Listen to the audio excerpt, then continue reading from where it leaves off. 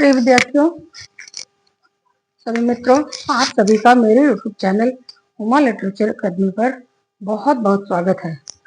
आज हम देखेंगे विद्यार्थियों नृप तंत्र को। नृप तंत्र का मतलब होता है राजतंत्र, अर्थात कौन से सिस्टम ऐसे हैं, कौन से सिस्टम थे प्राचीन भारत में जिनसे कोई व्यक्ति राजा बन सकता था या राजा का निर्माण कैसे होता था। इस विषय में आज हम चर्चा करेंगे। तो नृपतंत्र के अंतर्गत अगर हम देखें तो प्राचीन भारत में नृपतंत्र या राजतंत्र सर्वाधिक शासन की पद्धतियों में, सभी प्रकार के शासन की पद्धतियों में सर्वाधिक प्रचलन अगर था तो किसी का वो था राजतंत्र का या नृपतंत्र का। और इसके अध्ययन की सामग्रियां भी प्रचुर मात्रा में उपलब्ध हमको होती हैं। विशाल धार्मिक संहिता राजतंत्र के धार्मिक स्वरूप का दर्शन कराता ही है। इसके अतिरिक्त राजशास्त्र के स्वतंत्र ग्रंथ भी ईसा पूर्व से 3री से और 4थी सदी ईसा पूर्व में रचे जाने लगे थे या लिखे जाने लगे थे। वैदिक काल में मुख्यतः प्रधान राजतंत्रीय था, प्रधानता सिस्टम जो था राज्य का वो राजतंत्रीय था, अर्थात राजा थी और उसके प्रजा थी। ठीक है। डॉक्टर एच सिन्हा का इस समय का कथन है इस संबंध में कि आर्यों का समाज मुख्यतः पितृ प्रधान था, अतः राष्ट्र का अध्यक्ष राजा ही होता था या कोई पुरुष ही अधिकांश होता था, राजतंत्रीय था। वैदिक साहित्य में राजा की उत्पत्ति के संबंध में कुछ संकेत हमें मिलते हैं या कुछ आख्यान आए हैं जो उन परिस्थितियों की ओर संकेत करते हैं जिनमें राजा की आवश्यकता का अनुभव किया गया। ऐतरेय ब्राह्मण का उल्लेख करते हुए ब्राह्मण ग्रंथ कहते हैं कि देवासुर संग्राम बहुत समय से चला आ रहा था, अर्थात देवताओं और असुरों में निरंतर युद्ध हो ही रहा था और देवताओं के पास और देवता पराजित हो जाते थे और असुर सदैव विजयी हो जाते थे। तो अतः देवताओं ने आपस में एक मीटिंग की, आपस में सलाह की और जिसका निष्कर्ष यह निकला कि हमारे पास राजा का न होना ही हमारी पराजय का सबसे बड़ा कारण है। तो उन्होंने कई ग्रंथों में अलग अलग नाम आते हैं। उन्होंने सोम को राजा चुना और सोम ने उन्हें युद्ध में विजय दिलाई। इसी तरह शतपथ ब्राह्मण में इंद्र को राजा बनाने की बात कही गई है और तैत्तिरीय ब्राह्मण इसमें इंद्र को अधिपति बनाने की बात करता है। तो जैमिनीय ब्राह्मण में वरुण को राजा बनाने की बात कही गई है, अर्थात वरुण देवताओं के राजा बनना चाहते थे। उन्होंने तपस्या की, अर्थात मेहनत की और देवताओं ने उन्हें अपना राजा चुना जिससे उनकी विजय हुई। पर अधिकांश ग्रंथों में हम इंद्र को ही राजा बनाते हुए देखते हैं कि इंद्र जो थे वो सेना में आगे आगे चलते थे और अपने राज्य को विजय श्री दिलाते थे। इसलिए इंद्र एक पद हो गया कि जो राजा बैठता था देवताओं का, उसको इंद्र ही कहा जाता था। ये प्रसंग हमको ये बताते हैं कि सामरिक आवश्यकता ही राजा बनने का, राजा के निर्माण का प्रमुख कारण ज्ञात होता है। तो जैसा कि इसको दृष्टि में रखते हुए कि रण कौशल से युक्त जो व्यक्ति, सशक्त व्यक्ति ही राजपद पर प्रतिष्ठित किया जा सकता था या किया जाता था। ऐसा व्यक्ति धीरे धीरे अपनी क्षमता और शक्ति के बल पर अपने को सुदृढ़ करता चला गया, अर्थात वह मजबूत होता चला गया आर्थिक और राजनीतिक दृष्टि से। फिर उसके बाद उसका पुत्र उस पद पर आसीन हुआ। तो इसी क्रम में चलते हुए परिणाम स्वरूप क्या हुआ, राजपद आनुवंशिक हो गया। जो पहले चुनाव का दिखता है कि सबने किसी राजा को चुना, तो अब वही आनुवंशिक पद दिखाई पड़ता है कि राजा, फिर उसके पुत्र, फिर उसके पुत्र, फिर उसके पुत्र इसी क्रम में राज्य पद पर प्रतिष्ठित होते जा रहे थे और इसको हम आनुवंशिक क्रम कह सकते हैं। तो राजपद के अस्तित्व में आने की कल्पना के अतिरिक्त अन्य विचार भी, यानी इस तरह से युद्ध मूलक जो सिद्धांत है राज्य की उत्पत्ति का, इसी तरह राजा के उत्पत्ति का भी युद्ध मूलक सिद्धांत है। लेकिन अन्य भी विचार हमारे सामने आते हैं इसके अतिरिक्त भी, इस कल्पना के अतिरिक्त भी कि युद्ध के कारण राजा बनाया गया। इसमें एक लोक विस्तृत समझौते का सिद्धांत है। हम पहले भी पढ़ चुके हैं कि समझौते का सिद्धांत हमें महाभारत आदि से विस्तृत रूप में मिलता है। इस सिद्धांत से स्पष्ट होता है कि एक समय ऐसा था कि घोर अव्यवस्था का काल था, आ गया था, जिसके त्राण हेतु राजा की आवश्यकता पड़ी। इस तरह राजपद सुव्यवस्था स्थापना के लिए ही राजपद को बनाया गया या राजपद आश्रित। तो इस तरह से राजा सरकार का प्रधान के रूप में सर्वथा आश्रित है, अर्थात वो राजा जनता का प्रधान तो बन गया, राजा तो बन गया, लेकिन वो जनता की इच्छा अनुसार ही बन सकता था। अतः जनता की सहमति से ही वो राजा बना। तो ये समझौते का सिद्धांत है।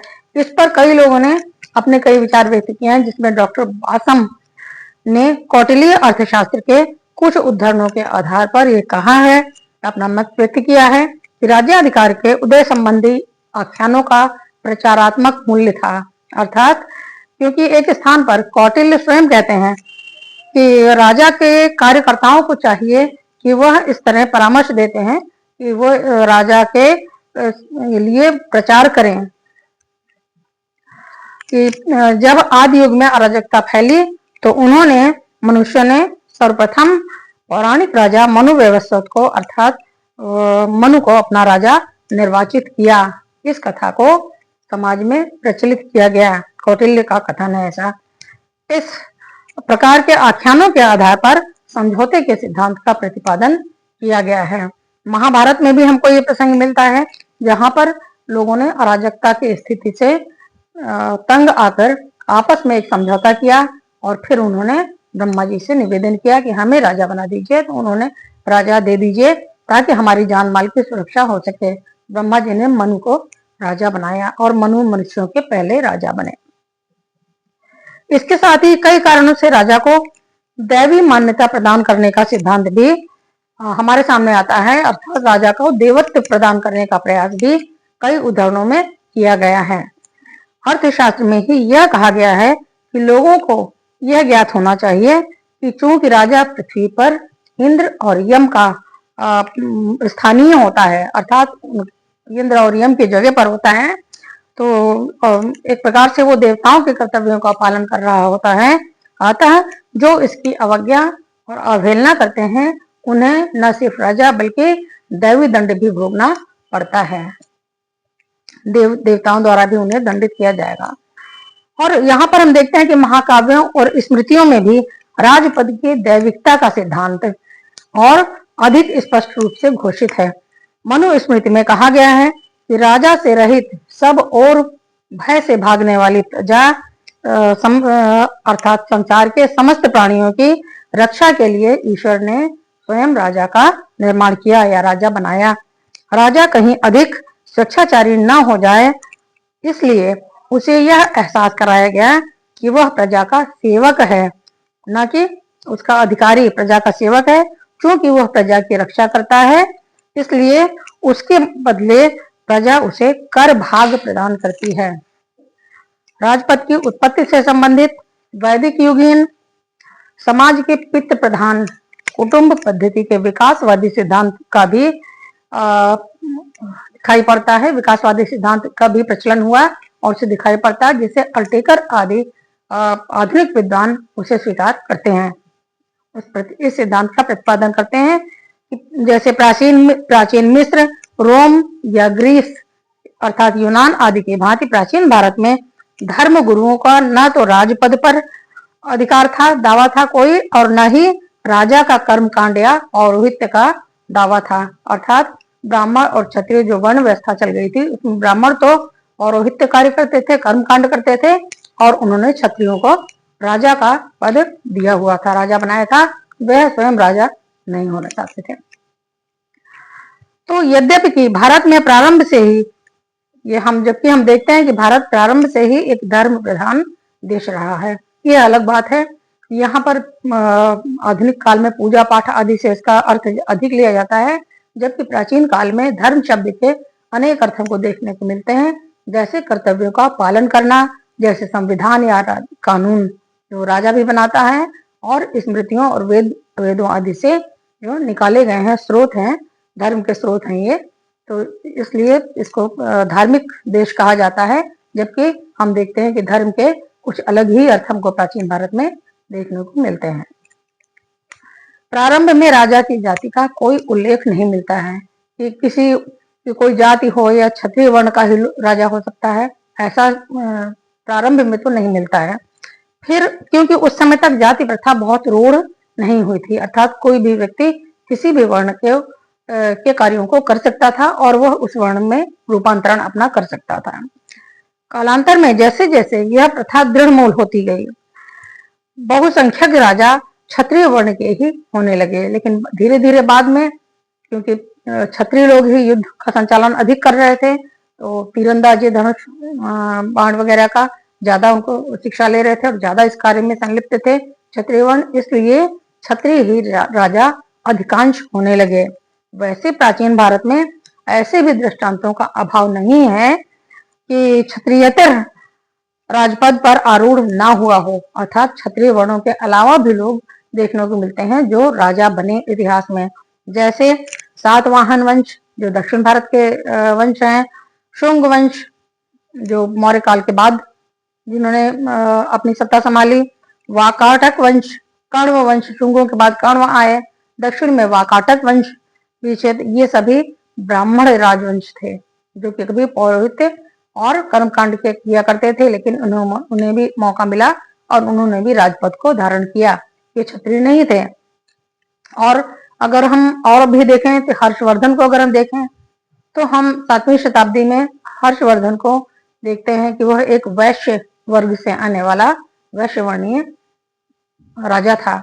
और सिंध में ऐसे प्रमाण मिलते हैं कि सिंध में शूद्र वंश का राजा था या शूद्र वंशीय राजा वहां पर हुआ करता था। तो हम देखते हैं कि चारों वर्णों से ही लोग जैसा भी जब काल मौका मिला, जिस युग में भी जिसको, उसमें राजा हुए। ऐसा कुछ नहीं है कि सिर्फ क्षत्रिय ही राजा होते थे, पर हाँ अधिकांश संख्या क्षत्रियों की अवश्य ही होती रही होगी। नंद वंश को हम देखते हैं तो नंद वंश नापित वंश माना जाता है, जिसमें सभी के सभी शूद्र कहे जाते हैं। कुंद वंशीय राजा घनानंद तक उनका शासन 10 राजाओं के उल्लेख हमें मिलते हैं। तो राजा का आशा है कि आप राजा के निर्वाचन या राजा किस प्रकार बनते थे,